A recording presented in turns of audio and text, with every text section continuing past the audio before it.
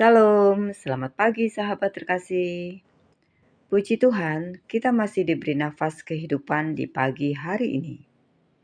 Apapun kondisi kita pagi ini, ada yang bangun dengan sukacita, ada yang bangun dengan air mata, ada juga yang bangun dengan hati lelah dan pertanyaan yang belum terjawab.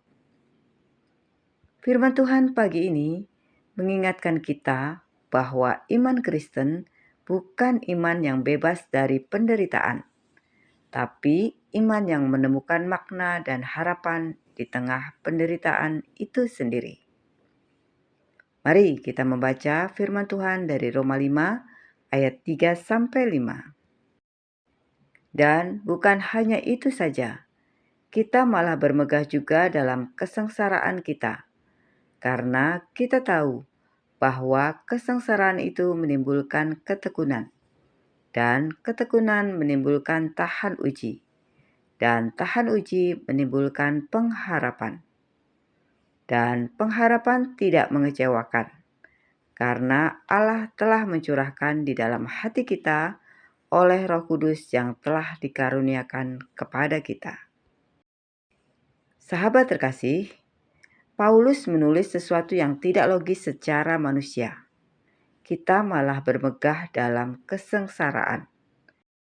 Bukan mengeluh, bukan menyerah, bukan menyalahkan keadaan, tetapi bermegah. Paulus tidak sedang memuliakan penderitaan, tetapi ia menunjukkan bahwa Tuhan tidak pernah menyia-nyiakan penderitaan umat-Nya. Seringkali kita berdoa supaya masalah diangkat, beban diringankan, keadaan berubah. Namun Tuhan sering bekerja bukan dengan menghilangkan masalah, melainkan mengubah kita melalui masalah itu. Kesengsaraan adalah tempat proses, bukan tanda Tuhan meninggalkan kita. Sahabat terkasih, Roma 5 ayat 3-4 menunjukkan rantai proses rohani. Yang pertama, kesengsaraan menjadi ketekunan. Ketekunan lahir saat kita memilih tetap percaya, meski keadaan belum berubah. Yang kedua, ketekunan menimbulkan tahan uji. Tahan uji adalah karakter yang teruji oleh waktu dan tekanan. Yang ketiga, tahan uji menimbulkan pengharapan. Bukan hanya harapan kosong, tetapi pengharapan yang kokoh karena sudah melewati badai. Iman yang dewasa tidak dibentuk di hari-hari mudah, tetapi di hari-hari ketika kita harus berkata, "Tuhan, aku tidak mengerti, tapi aku tetap percaya." Sahabat terkasih, mari kita bayangkan sebuah benih. Saat ditanam, benih itu tidak langsung tumbuh. Ia masuk ke tanah yang gelap, dingin, dan sepi. Dari luar seolah-olah benih itu hilang, terkubur, bahkan mati.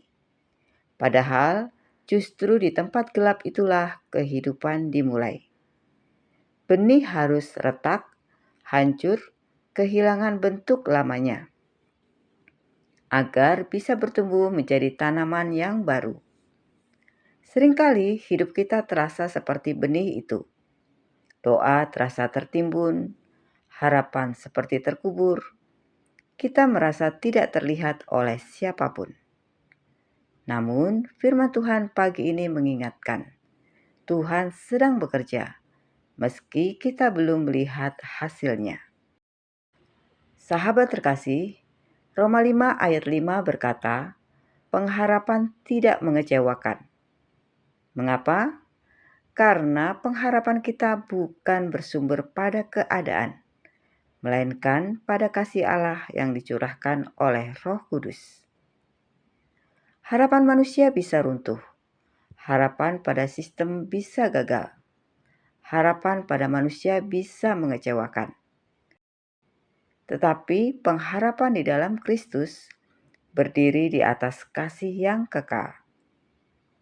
Jika pagi ini hati kita masih berat, jawaban belum datang, jalan masih panjang, mari kita ingat Tuhan belum selesai bekerja. Sahabat terkasih, renungan pagi ini mengajak kita untuk tidak lari dari proses, tidak menyerah di tengah kesesakan, tidak kehilangan pengharapan. Karena setiap air mata yang jatuh, setiap doa yang dinaikkan, setiap kesabaran yang dipelihara, sedang membentuk iman yang kokoh dan pengharapan yang tidak mengecewakan. Sahabat terkasih, mari kita berdoa bersama. Bapa yang penuh kasih, kami bersyukur untuk firman-Mu pagi ini. Engkau melihat setiap pergumulan kami. Engkau tahu beban yang kami pikul, dan Engkau tidak pernah jauh dari kami. Ajari kami untuk setia di tengah proses.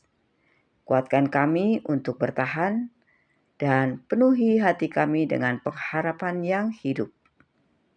Kami percaya kasih-Mu tidak pernah gagal, dan rencana-Mu selalu indah pada waktunya.